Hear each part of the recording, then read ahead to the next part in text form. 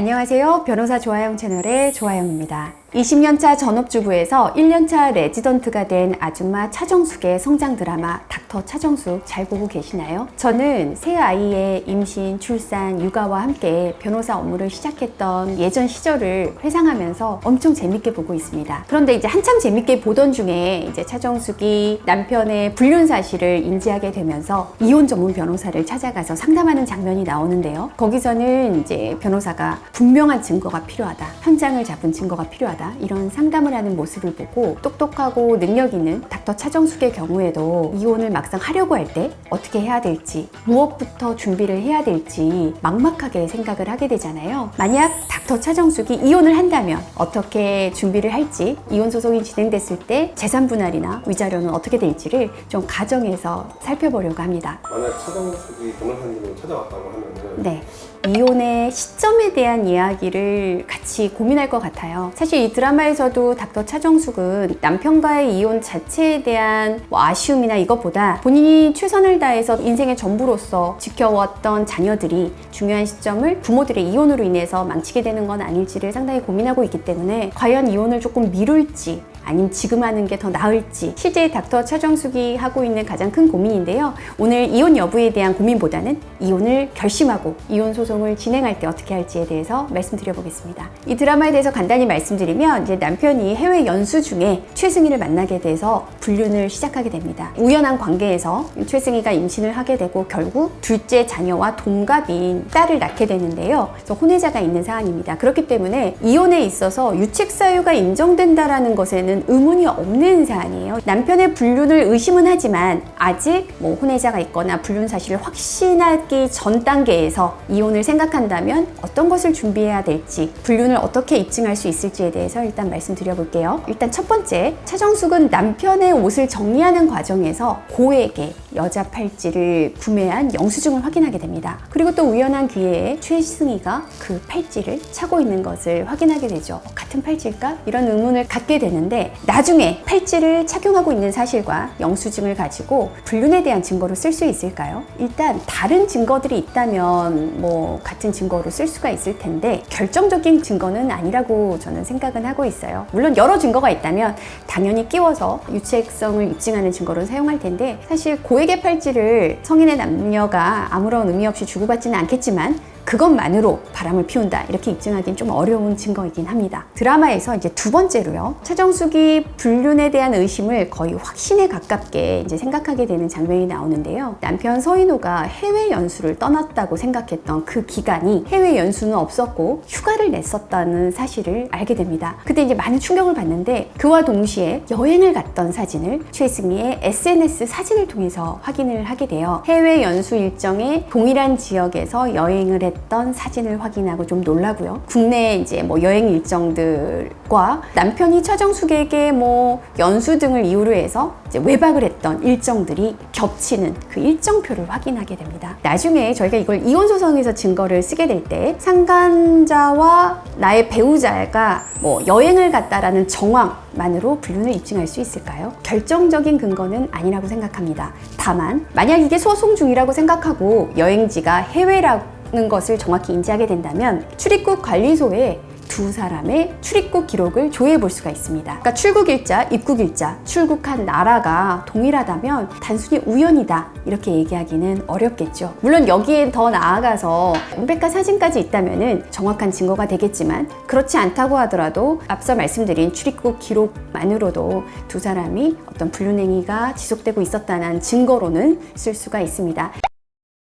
드라마에서 보여졌던 앞선 두 가지 어떤 불륜을 의심케 하는 여러 정황과 증거들이 있었는데요. 사실 지금 설명드린 것처럼 이 증거만으로는 두 사람의 불륜을 명백히 입증했다고 보기가 어렵습니다. 그렇다면 우리 닥터 차정숙은 어떻게 입증을 해나가야 될까요? 지금 현재 법원에서는 증거 보전 절차라는 제도를 운영하고 있습니다. 이혼 소송을 제기하기에 앞서 배우자가 이제 소송을 준비한다는 낌새를 채고 본인들의 차량의 블랙박스를 삭제한다든지 아니면 본인들이 다녔던 모텔에 CCTV를 기록을 삭제한다든지 이런 노력을 하긴 쉽진 않지만 증거가 없어질 수 있는 상황을 방지하기 위한 건데요. 그런데 정확히 어떤 모텔에 갔었다는 걸 안다고 하더라도 개인이 직접적으로 모텔에 CCTV 영상을 열람하게 해달라는 건 허락되지가 않아요. 왜냐하면 그 CCTV 화면에 저희가 원하는 사람만이 아니라 다른 사람의 영상들도 촬영되어 있을 수 있기 때문에 개인정보 보호라든지 이런 측면에서 허락이 되지 않고 있습니다. 이 경우에는 법원에 증거보전 절차 신청을 통해서 비록 소송은 진행되지 않았지만 그 유리한 증거를 법원에 보관시키고 이후 소송이 진행됐을 때 증거 조사가 이루어질 수 있도록 진행하는 절차를 말하는데요. 매우 유용한 절차입니다. 여기서 추가해서 이제 법원에 증거보전 신청까지는 아니지만 저희가 미리 좀 취해 놓을 수 있는 게 배우자의 차량 블랙박스를 확인해 보는 것은 필요할 것 같습니다. 그걸로 배우자를 추궁하게 되고 제대로 된 답변을 할 수가 없어서 그것을 유리한 증거로 제출했던 그런 사안이 있었는데요. 그것처럼 차량의 블랙박스, 이것도 불륜의 증거로서 취할 수 있는 증거라고 생각합니다.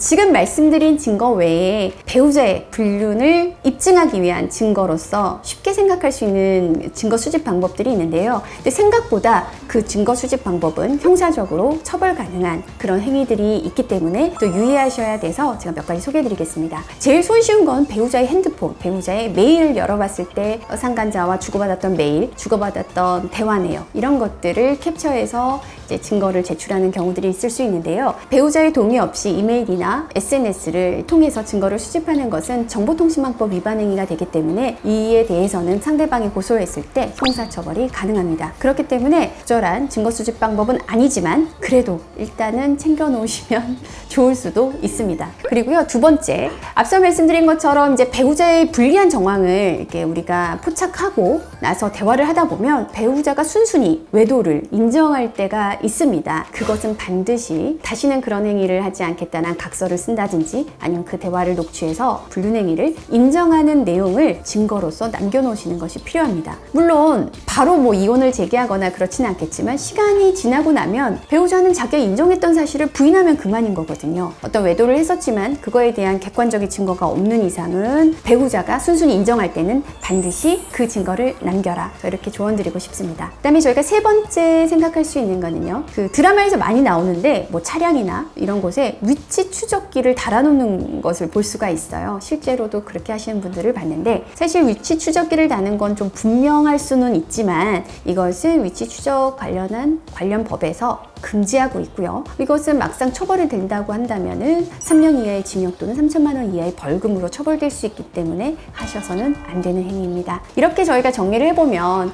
증거를 수집할 수 있는 방법이 있어도 그것이 형사처벌되기 때문에 주의하셔야 되는 부분이 있고요. 또 그것이 증거 능력에 있어서도 문제가 될 수 있기 때문에 오늘 말씀드린 내용 참고하시면 좋겠습니다. 그 다음으로는 만약 차정숙이 이혼을 소송을 제기해서 재산 분할을 주장한다면 재산 분할을 어떻게 될까요? 차정숙은 이제 남편이 되게 유능한 의사로서 아마 고수입이 있었을 건데 그렇게 남편의 월급으로 형성한 재산의 경우에는 부부 공동이 형성한 재산으로서 당연히 재산 분할 대상이 될 것입니다. 그런데 이 사안에서 지금 가족들이 살고 있는 남편 명의의 집의 경우에는 부모님이 증여한 재산이라는 내용이 나왔어요. 부모님이 증여한 남편의 집은 재산 분할 대상이 될까요? 될 수 있습니다. 원칙적으로는 증여나 상속받은 재산의 경우에는 부부 공동으로 노력에 의해서 형성한 재산이 아닌 특유 재산이지만 이 사안처럼 결혼 유지 기간이 20년 동안이나 되고 차정숙의 경우에는 그 집을 유지하기 위해서 기여한 정도가 상당하다고 생각하기 때문에 그 유일하게 있는 그 부동산이라고 한다면 원칙적으로는 특유 재산이었지만 재산 분할 대상으로 삼을 수 있다. 이렇게 말씀드릴 수가 있고요. 만약 분할 대상이 정해진다면 재산 분할 비율은 어느 정도가 될까요? 앞서 말씀드린 것처럼 닥터 차정숙은 20년간은 전업주부로 생활을 해왔어요. 사실 우리가 이혼 소송을 하면서 전업주부였던 분들이 어떤 비율로 재산 분할을 할 수 있을지가 많은 쟁점이 되어 왔는데 전업주부라고 하더라도 상당 부분의 재산 분할을 받을 수는 있습니다. 통상 3대7, 4대6 그건 혼인 기간에 따라 또 기여한 정도에 따라 다를 수 있는데요. 닥터 차정숙은 아침마다 시어머니에게 칠첩 반상으로 밥상을 차리고 집이 부유함에도 불구하고 아줌마를 둘 수 없는 정도의 까다로운 시어머니를 이제 모시면서 일하면서 집안일을 도맡아서 하고 있죠. 그리고 무엇보다 저는 이 부분이 중요하게 강조할 수 있을 것인데요. 첫째 아들은 지금 의사 레지던트 과정을 하고 있는데 이제 시어머니가 다른 아주머니한테 얘기하는 것 속에 이제 나왔던 정보인데요. 차정숙은 전혀 사교육을 시키지 않고 본인이 똑똑해서 두 아이 모두 본인이 교육을 해서 그 의사를 만들었다, 이런 내용이 나오거든요. 근데 이제 다른 사람들도 야, 요즘에 사교육으로 몇 억씩이 드는데 뭐 이런 내용이 나와요. 차정숙은 아이들을 교육함에 있어서 흔히들 쓰는, 어떻게 보면 가계 지출에 있어 상당 부분이 드는 사교육비를 절감할 수 있도록 본인이 전적으로 교육을 담당해왔다. 재산 형성에 있어서 상당한 기여라고 저는 생각을 하고 있습니다. 재산 분할 비율로 5대 5를 주장할 수 있다고 생각합니다. 그럼 위자료는 어떻게 청구해 볼 수 있을까요? 이 사안의 경우에는 앞서 말씀드린 것처럼 배우자의 유책은 너무나 분명하죠. 근데 외도한 기간이 상당하고 외도로 인해 혼외자가 있는 사실을 또 상당 기간 숨겨왔고, 그렇기 때문에 저는 적어도 이 사안의 경우 5천만 원 이상의 위자료를 청구할 수 있다고 생각이 됩니다. 일단은 상대방의 재력이 어느 정도 되고요. 그 외도의 정도라든지 기간, 그리고 두 사람의 혼인 기간, 차정숙이 남편에게 헌신했던 그런 내조의 정도 등등, 그걸로 인한 정신적 고통은 그 위자료로 다 보전되는 것은 아니지만 위자될 필요가 있다고 생각합니다. 닥터 차정숙은 이혼을 할까요? 아니면 가정을 지킬까요? 아니면 이혼을 해서 정말 본인의 홀로서기를 하면서 멋진 삶을 시작할까요? 되게 기대가 되는데 어떤 결론이 나더라도 응원하면서 볼 생각입니다. 여러분도 한번 지켜보시면서 제가 또 다른 쟁점이 또 생각이 나면 한번 다시 찾아오겠습니다. 오늘 영상 봐주셔서 감사합니다.